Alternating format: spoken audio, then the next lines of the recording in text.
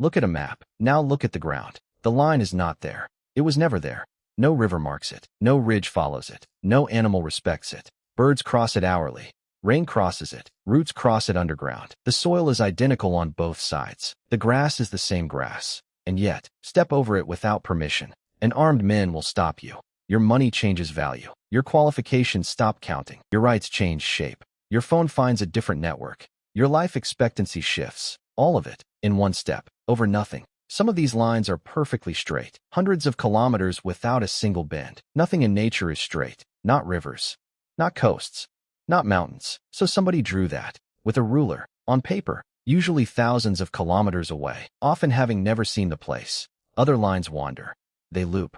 They double back. They cut a village in half. They leave a farmhouse in one country and its field in another. That is not stupidity. That is history, frozen mid-argument. Now the strange part. This is new, very new. For most of human existence, there were no borders, not fewer borders. None. Not because people were peaceful. They fought constantly, but they fought over cities, over rivers, over people, over tribute, not over lines. Ask a Roman where the empire ended. He could not tell you.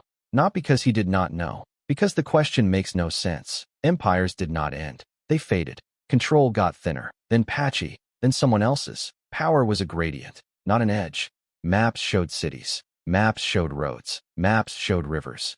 Maps did not show colored shapes. That came later, much later. So something changed. Something turned a fading edge into a line 1 meter wide. And that change is the reason your passport exists. Your taxes exist. Your nationality exists. Your wars exist. Here is what I want you to notice. Borders are not descriptions. They do not report what is there. They are instructions. They tell reality what to become. Draw a line through a plain. Wait 50 years. 2 different languages. 2 different currencies. 2 different sets of laws. 2 different accents. The line made the difference. The difference did not make the line. That is the trick. And it works every single time. So where did it come from? Who drew the first one? What were they trying to solve? And what did they lose control of? The answer starts 4,000 years ago, in mud, with a stone, and a curse carved into it. Because the first border ever recorded was not defended by soldiers. It was defended by gods. Southern Mesopotamia, roughly 4,500 years ago. Flat land, hot sun, and 2 cities that hate each other. Lagash and Umma. Neighbors, rivals, and locked in what may be the longest recorded border dispute in human history. They fought over it, on and off, for something like a century and a half. Generations were born into the argument and died still inside it. And the thing they were fighting over was a strip of farmland between them, called the Gadina. Understand what farmland means here. This is desert country, and everything depends on irrigation from the rivers. Water is life, and the canals that carry it are the most valuable objects anyone owns. Control the water, and you control the harvest. So the fight was never really about territory in the modern sense. It was about a specific, productive, irrigated field. And to settle it, they did something that had never been done before, at least not in any way that survived. A third party, the king of a neighboring city, was called in to arbitrate between them. He judged the case, made a ruling, and then made it physical. He had a boundary marked on the ground. A ditch was dug along the agreed line, and stones were set up beside it, carved with the terms of the settlement. This is the moment. Not a wall, not an army. A ditch, a stone, and a text saying where one side stops. And notice what makes it a border rather than just a marker. Somebody wrote it down, and somebody else agreed to it. A border is not really a line. A border is an agreement about a line, and the agreement is the difficult part, because a stone can be moved. A ditch can be filled. Neither of them can defend itself. So the question becomes the question that haunts every border ever drawn since. What stops the other side simply ignoring it? Their answer was extraordinary, and it tells you everything about how they understood power. They put gods on the stone. The inscriptions do not simply record the line. They call on named deities to witness it and to enforce it. Move this stone, and the curse falls on you. Not a fine, not a war. Divine punishment, on you and on your city. This was not decoration or superstition tacked onto a legal document. This was the enforcement mechanism itself. There was no international court, no treaty organization, no neutral power with the strength to punish a violation. So they reached for the only authority that outranked both kings, and could not be bribed or defeated. And that pattern repeats for the next 4,000 years, in every form imaginable. In Babylonia, boundary stones called kaduru recorded grants of land, covered in divine symbols and detailed curses. In Rome, the god Terminus personally guarded boundary stones, and moving one was a religious crime, not merely a theft. Roman law held that a man who displaced a boundary marker could be killed, and that his act polluted the land itself. In the Hebrew Bible, there is a direct commandment against moving your neighbor's landmark, with a curse attached to it. Across completely unconnected cultures, on different continents, the same solution appears again and again. Make the boundary sacred, because a sacred line is enforced even when nobody is watching it. And that is the real problem being solved, the one that never goes away. A border only works if it is respected at the moment when breaking it would be easy and profitable. Soldiers cannot stand everywhere. Walls cannot cover everything. Someone will always be alone at the line at night. So the cheapest possible border is one that lives inside people's heads, where it costs nothing to maintain. Hold that thought, because we are going to come back to it at the very end of this video. Now, the second thing about those Mesopotamian stones is easy to miss, and it changes everything. Look at what is actually being divided. Not a country, not a people, not a culture, a field, a canal, a specific piece of productive land with a known yield. These are property lines before they are political lines, and the distinction barely exists yet. The city owns land the way a farmer owns land, just at a larger scale and with more force behind it, which means the very first borders were not about identity at all. Nobody carved a stone to say where a nation began. They carved it to say who harvests this field and who pays for the water that reaches it. Borders begin as accounting. They begin as a line drawn around revenue. And that origin never fully disappears, no matter how much flag-waving gets layered on top of it later. Now compare that to the enormous space between the cities, and this is where it gets strange to modern eyes. Between Lagash and Umma, the boundary was precise, agreed, marked, and worth fighting a century over. But out beyond the irrigated zone, in the desert and the marsh, there was no line at all. Not a disputed line. Not an unclear line. Simply nothing. Because there was nothing there worth defining. No canals, no fields, no tax revenue, and therefore no reason to spend a single stone on it. So the ancient world had sharp borders exactly where the money was, and no borders anywhere else, which is the opposite of today, where the line runs continuously across desert, ice, ocean, and empty mountain alike. Every square meter of land on this planet is now assigned to someone, including places nobody has ever lived. Antarctica is carved into claims. The seabed is carved into zones. The sky above you is national airspace. That total, gapless coverage is genuinely recent, and it would have struck an ancient king as bizarre. Why would you draw a line through worthless ground? Why would you pay soldiers to stand in a desert? The ancient answer was simple. You would not. You marked what produced, and you ignored the rest. Between the marked places lay enormous zones that belonged to nobody in particular, and to everybody who passed through. Herders moved across them. Traders crossed them. Refugees vanished into them when a king became unbearable. Those in-between spaces were not a failure of the system. For thousands of years, they were part of how the system worked. And the greatest empire the ancient world produced was built around them, deliberately, for centuries. The Romans had a word for the edge of their world. Limes. And it does not translate the way you would expect. Originally, it meant something closer to a path, a track, a route cut through country. A line of movement, not a line of separation. That origin matters, because the Roman frontier was never primarily a barrier. It was a zone that the army lived inside, roads running parallel to the edge, forts spaced along them, watchtowers between the forts, supply depots behind. The whole apparatus was built for moving soldiers sideways along the frontier, quickly, to wherever trouble appeared, not for sealing anything. A wall that stops everything also stops your own army from responding. Take the most famous example. Hadrian's Wall, running 80 Roman miles across northern Britain. Stone, ditches, forts, and a serious commitment of labor and money over many years. And it is riddled with gates. Deliberately. At regular intervals along its entire length. Small fortified gateways, roughly every Roman mile, with towers between them. That is not the design of something meant to stop movement. That is the design of something meant to channel it. People crossed. Goods crossed. Trade continued in both directions the whole time the wall stood. What changed was that crossing now happened at a specific point, in front of specific men, at a specific time, which means it could be watched, counted, taxed, and refused. That is the actual product being manufactured here. A wall does not create separation. A wall creates a choke point, and a choke point creates revenue and information.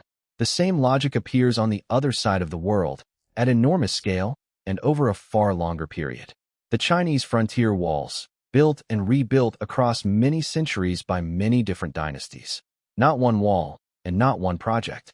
A rolling accumulation of earth, brick, and stone stretched across the north. Again, the purpose is often misunderstood as sealing out invaders, as though a wall could ever do that alone.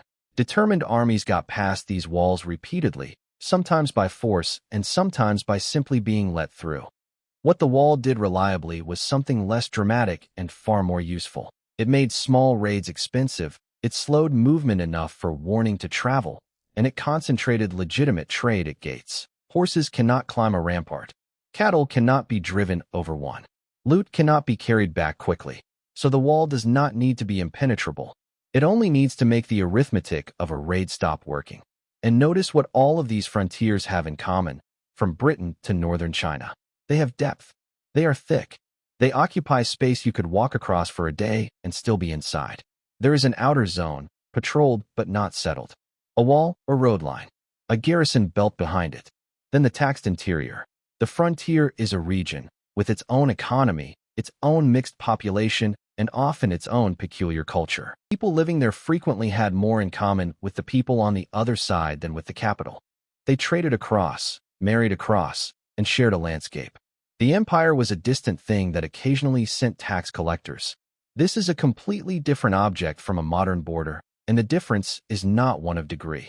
A modern border is a line of zero width. You are on one side or the other, and there is no third option. An ancient frontier was a gradient with a thickness measured in days of travel. You could be more Roman or less Roman, further in or further out, without ever crossing a single defined point. And there is a practical reason ancient states preferred it that way, beyond simply lacking the technology to do otherwise. A thick frontier is cheap. A thin one is ruinously expensive. To hold a true line, you must be present along all of it, permanently, at every point, forever. To hold a zone, you only need to be present at the places worth holding and to be able to reach the rest. Ancient states had limited money, slow communication, and armies that took weeks to move. So they concentrated force where it paid and accepted vagueness everywhere else. That was not weakness. It was arithmetic, and that vagueness had consequences that shaped the ancient world more than any wall did. If the edge is a zone rather than a line, then people can live inside it, permanently, belonging to nobody. Groups that paid tribute occasionally or paid nobody at all and were left alone because collecting from them cost more than it returned. Mountains, marshes, deserts, and forests filled up with exactly these populations, and they were not primitive leftovers. Many of them were there on purpose. Escaped taxpayers, deserters, debtors, and whole communities who had walked away from a state. The frontier was not only a defensive line. It was an exit, and everyone in power knew it, which gave ordinary people a form of leverage that is almost impossible to imagine now. If a ruler pressed too hard, you could go. Not easily, and not comfortably, but you could physically leave. And a ruler whose subjects can leave has to behave differently from one whose subjects cannot. That is the hidden cost of the ancient frontier from the point of view of the palace. Every ungoverned zone is a place your revenue can walk into and disappear. So there was always pressure to close the gap, to survey the mountains, to bring the marsh under administration. But for thousands of years the tools simply did not exist to do it, and the ambition ran far ahead of the capability. You cannot administer what you cannot measure. You cannot police a line you cannot draw accurately on a map. And ancient maps, for all their beauty, were nothing like the instruments we take for granted today. They showed sequence and relationship far more than they showed precise position. This city lies beyond that river, which lies beyond those mountains, and the road between them takes 11 days. Enormously useful for traveling and trading. Useless for drawing a defensible line and proving where it sits. To convert a zone into a line, you need three things: and the ancient world had none of them reliably. You need to measure position accurately. You need to record it in a form others accept. And you need to be present along the whole of it. Measurement, paperwork, and reach. Every one of those is a technology, and every one of them arrived late. Which is why the sharp modern border is not an ancient idea that finally became popular. It is a recent invention that only became physically possible once the instruments caught up with the ambition. But before the instruments arrived, states did the next best thing available to them. They looked for lines that already existed in the landscape and claimed those instead. Rivers, mountain crests, coastlines, things visible from the ground, agreed by everyone, and impossible to move overnight. These are what we still call natural borders, and the phrase does an enormous amount of quiet work. Natural sounds like inevitable. It sounds like something discovered rather than chosen. It is one of the most persuasive ideas in the entire history of politics, and it is almost entirely false. Because the most popular natural border of all is, on inspection, the worst possible place to put one. The river. Obvious. Visible. Continuous. Agreed by everyone who can see it. And a catastrophe is a border. Start with the simplest problem, and it is one that no treaty can solve. Rivers move, not slowly and politely. A river in flood can abandon its channel entirely and cut a new one in a single season. Farmland that went to sleep in one country wakes up in another, with the same family standing on it. Meanders migrate constantly, cutting into one bank and depositing on the other, year after year. Which means a river border is not a fixed line at all. It is a slow negotiation with moving water. Lawyers have spent centuries on this, inventing distinctions between gradual shifts and sudden ones, with different rules for each. Entire legal doctrines exist purely because somebody once decided that a river was the obvious place to stop. Then there is the second problem, and it is deeper than the first. A river is not a barrier between communities. A river is the reason those communities exist. People settle along water. They always have. It is drinking, transport, irrigation, fishing, power, and trade in one object. So a river valley is a single connected place, with the same accent, the same crops, the same market, and the same families on both sides. Draw a border down the middle of it, and you have not separated two peoples. You have cut one in half, and you have done it at the exact point where the population is densest and the economy is most intertwined. Before bridges and roads, water was the fastest way to travel anywhere. Rivers were highways, not walls. Crossing a river was routine. Following it was easy. It connected far more than it ever divided. Which is why so many ancient political units sit astride a river rather than beside one. Egypt is not a country next to the Nile. Egypt is the Nile, and everything else is desert. Mesopotamia means the land between the rivers, not the land on one side of them. The water was the spine of the state, and no ruler would voluntarily hand half of a spine to a neighbor. So why do river borders exist everywhere? If they are this bad, because they solve a different problem, and it is a problem that outweighs all of the above. They are unambiguous. Two hostile parties who agree on nothing else can both look at a river and see the same thing. No survey required. No instruments. No trust in the other side's mapmakers. The evidence is standing there in the landscape. A river border is not chosen because it is good. It is chosen because it is cheap to verify and hard to argue with. And when two armies are exhausted and need to stop somewhere today, cheap and unarguable beats sensible every time. Now take the other great natural border, and it fails in the opposite direction, mountains. And here the reputation is partly deserved, because mountains genuinely do obstruct movement. Armies struggle in them. Supply lines break in them. Crossing points are few and easy to hold. But the moment you try to draw a precise line through a mountain range, the obviousness evaporates. Where exactly is the border? The highest ridge? The watershed, where rain divides between two seas. The two are frequently not the same, and they can be kilometers apart in complicated terrain. Watersheds branch, loop back, and behave in ways that look absurd when drawn as a political line. And the people who actually live in mountains do not organize themselves the way outsiders assume. Mountain communities live in valleys, and valleys run through the range rather than stopping at it. A herder's world is a single valley system, and it may open onto both sides of a supposed dividing crest. They move seasonally, up in summer and down in winter, along routes that predate every state that ever claimed them. So a ridge line on a map often cuts directly across the grain of how the mountains are actually used. And this is the pattern that repeats with every so-called natural border, without exception. The feature is real. The obstruction is real. But the precise line is always chosen by people from several possible options. Nature offers a rough zone of difficulty. It never offers a line, because lines are not something nature produces. Which brings us to the most important word in this entire subject, and the most misleading one: natural. Because calling a border natural does something very specific to an argument. It removes the person who drew it. It converts a decision into a discovery, and a claim into a fact. If a border is natural, then nobody is responsible for it, and nobody can be blamed for what it did. It stops being a thing that was done to people and becomes a feature of the world, like weather. And that framing has been used to justify enormous expansion over and over in almost every century. The claim that a country's natural limits lie at some distant river or range, currently held by somebody else, which conveniently means that taking the land in between is not conquest but correction, restoring what geography intended. Geography intends nothing. It has no opinions and issues no instructions. It is simply terrain. But the word natural is powerful precisely because it makes an argument sound like an observation. And once people believe a line was always there, they will defend it as though it were part of the land itself. Which takes us back to the Mesopotamian stone and its curse for 1,000 years earlier. The gods made this line sacred. Geography makes this line inevitable. Different vocabulary, identical function. Both are attempts to put the boundary beyond argument, by claiming it came from somewhere higher than human choice. Because the honest version has never been persuasive enough to defend a line with.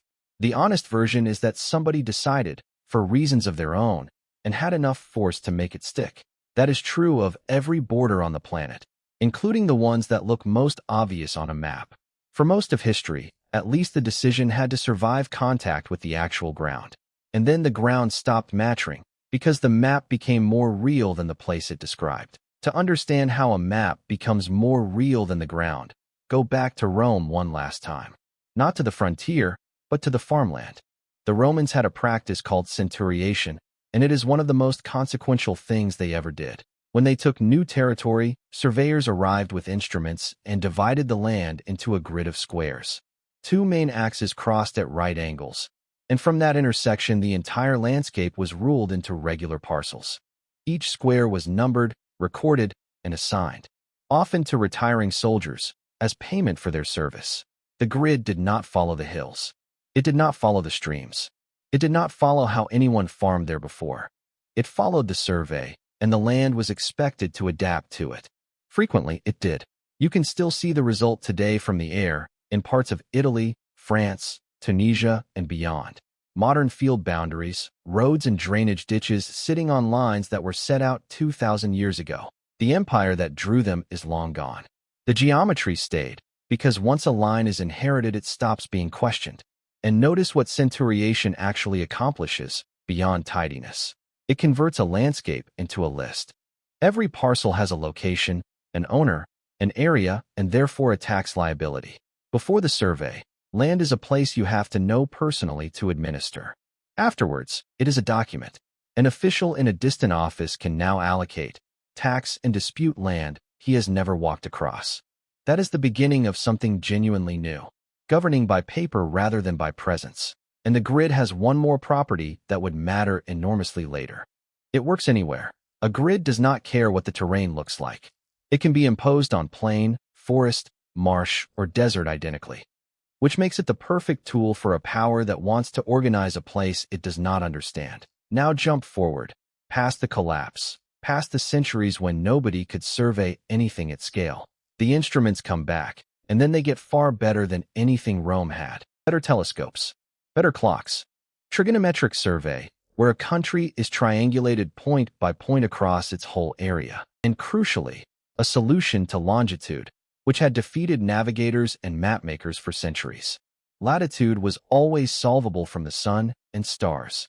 Longitude required knowing the time somewhere else, precisely, while at sea. Once accurate marine chronometers existed, position became something you could establish anywhere on Earth, to a real standard. And that changes what a border can be, completely and permanently. Before, a border had to be attached to something visible, because that was the only way to agree on where it ran. Afterwards, a border can be defined by coordinates alone and verified later by anyone with the right instruments. A line can now exist in a place no negotiator has ever seen and still be enforceable. This is the moment the ruler-straight border becomes possible and the map stops being a description. The 49th parallel runs for thousands of kilometers across North America, dividing plains, forests, and mountains without reference to any of them. Nothing about that latitude means anything on the ground. It was agreed, then surveyed, then marked, then obeyed. The line came first. The reality arranged itself around the line afterwards. Which brings us to the most notorious example of this logic applied to an entire continent. In the mid-1880s, European powers met in Berlin to agree rules for their competing claims in Africa. The conference did not carve up the continent by itself, as is sometimes said. That happened over the following decades, in many separate treaties. What it did was establish the framework and accelerate the process enormously, in a period often called the Scramble. And the borders that emerged were drawn largely by coordinates, by lines of latitude and longitude, and by distances from rivers. Around 30% of African land borders are straight lines, an extraordinary proportion by any historical standard. They were drawn in European offices, by people who in most cases had never been to the places they were dividing. They had incomplete maps, enormous blank areas, and very little information about who actually lived where. And here is the point that matters most, and it is not the one people usually make. The problem was not merely that the lines were arbitrary. Plenty of borders everywhere are arbitrary in origin. The problem was that these lines carried the full modern apparatus with them from the very first day. They were not thick frontiers with a garrison and a gate. They were legal boundaries of a defined territory. Everything inside became one administrative unit, with one language of government, one currency, and one set of laws. Communities that had never shared anything found themselves inside the same box and expected to become a single thing. Communities that were a single thing found themselves in two boxes, with a customs post between them. And the seasonal movement that had structured life across those landscapes for centuries became, overnight, illegal. Herders following the same routes their grandparents used were now smugglers, or migrants, or an incursion. Nothing on the ground had changed. Everything about how the ground was described had changed completely. And then those borders did something that surprises many people when they first learn it. They mostly stayed. After independence, the new states kept the colonial lines almost entirely intact, not from affection for them, from a very clear-eyed calculation about the alternative. In 1964, the Organization of African Unity adopted a resolution to respect the borders existing at independence. The reasoning was blunt. If any border can be reopened on historical grounds, then every border can. And a continent of simultaneous revision would mean permanent war, with no natural stopping point anywhere. So the lines were kept, not because they were right, but because unmaking them was more dangerous than living with them, which is a pattern you find worldwide, in every region, under many different names. Borders are almost never good. They are simply less costly than the process of changing them. And that logic only works if everyone agrees on one deeper idea first, invented in Europe in 1648. In 1648, a set of treaties signed in the German region of Westphalia ended a war that had lasted 30 years. It had killed an enormous share of the population in parts of Central Europe. Some regions lost a third of their people or more. Much of the fighting was framed around religion, and religion is exactly the kind of claim that does not respect a line. If a ruler answers to a higher authority, and that authority has followers everywhere, then everywhere is potentially his business. Which means there is no natural end to intervention and no such thing as a purely internal matter. The settlement that ended it contained an idea that would eventually reorganize the entire planet. Inside your territory, you decide. Outside it, you do not. And nobody outside decides what happens inside yours. That is sovereignty in its modern form. And notice what it requires in order to function at all. It requires a definite inside. You cannot have exclusive authority within a space that has no clear edge. A gradient of power, fading gently outward, is incompatible with a rule about what happens inside and outside. So the border stops being a defensive convenience and becomes a legal necessity on which everything else rests. Historians argue about how much 1648 actually changed at the time, and the traditional story is often overstated. The idea took centuries to spread, and it spread unevenly, and much of it was assembled backwards by later theorists. But the direction of travel is unmistakable, and by the 20th century it had covered the world. Every square meter assigned. Every line agreed or disputed. No gaps, no zones, no in-between anywhere. And that completion cost something that almost nobody notices, because it vanished before living memory. It removed the exit. The ungoverned space that had existed on every frontier for thousands of years simply closed. There is no longer anywhere to walk to that does not already belong to a state with its own paperwork. Leaving a country no longer means going somewhere unclaimed. It means applying to enter somewhere else. And that permission is granted or refused by people you will never meet, according to rules you had no part in making. So the border did something the ancient world could not have imagined, and did it quietly. It turned where you were born into the single largest predictor of how your life will go. Not your ability, not your effort. The line that happened to be around the place your mother was standing. Which brings us back to the very first question, and to the answer this whole thing has been circling. What actually holds a border in place at 3 in the morning on an empty stretch of ground? Not the fence. Fences are cut, climbed, and tunneled under constantly, everywhere on Earth. Not the guards. There are never enough guards, and there never have been at any point in history. What holds it is that nearly everyone, on both sides, believes the line is real and behaves accordingly. The clerk who checks a document. The driver who stops at a barrier. The farmer who does not plow past a marker. Millions of people acting every day as though something invisible is there, and by acting that way, making it there. Which is precisely what the Mesopotamians engineered with a stone and a curse for 1,500 years ago. They understood that the cheapest enforcement is belief, because belief works even when nobody is watching. Everything since has been an elaboration of that single insight, with better instruments and larger claims. Gods, then geography, then history, then law. For ways of saying the same thing to the same purpose. This line was not our decision. It is older than us, larger than us, and not available for discussion. And it works. It works so well that you have almost certainly never questioned the border you live inside. So look at your map one final time, and try to see it as an instruction rather than a description. Every line on it was put there by someone, at a specific moment, for reasons that made sense to them. Usually to define who pays. Sometimes to end a war. Occasionally because a ruler wanted a shorter argument. Almost never because of what was actually on the ground, and almost never with the people there in the room. Then it hardened, and the reasons were forgotten, and the line remained after everyone who chose it was dead. And their line still decides your passport, your currency, your language, your rights, and your prospects. None of which makes borders useless. A world with no lines at all is not obviously a kinder one. Some of what borders enforce is genuinely worth having, and the alternative to a bad line is often a worse war.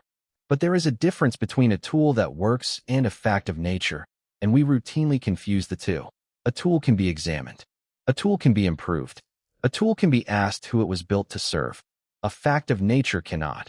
And that is exactly why every border in history has tried so hard to look like one.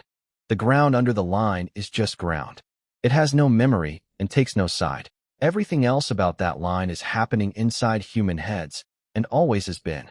Which means it is not permanent. It only has to look that way.